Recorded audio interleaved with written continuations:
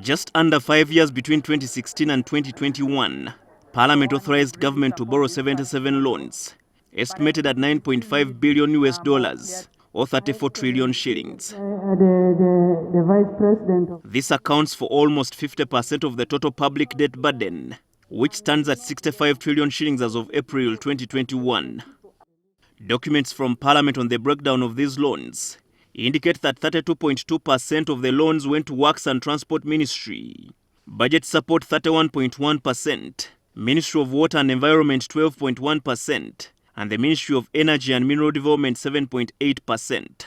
The loans were acquired mainly from World Bank at 22.5%, African Development Bank 17.2%, International Monetary Fund 11.4%, UK Export Finance 7.2%, French Development Agency 5%, and Exim Bank of China 9.8%. A further 1.5 trillion shillings in loan requests are still before Parliament pending House approval.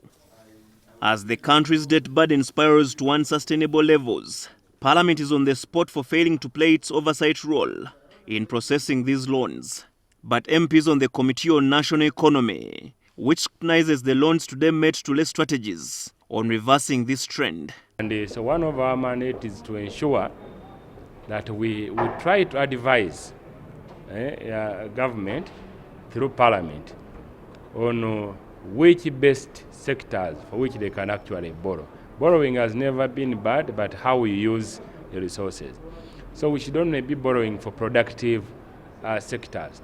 But if we must get, it must be in line with the areas of priority, like the roads, like the electricity, like agriculture, those sectors that can help in empowering the people and lifting their status into a middle income status. Another concern is about the underperforming loans, especially in the ministries.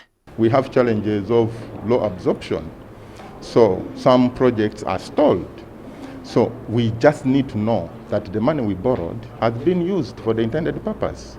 And we make sure we check the progress of. There was a lot of approvals which were done without regard to the entire status of the economy. And right now, it is very terrible. We have to come in as a committee to ensure that every loan which is approved has a specific purpose and for the benefit of the entire country.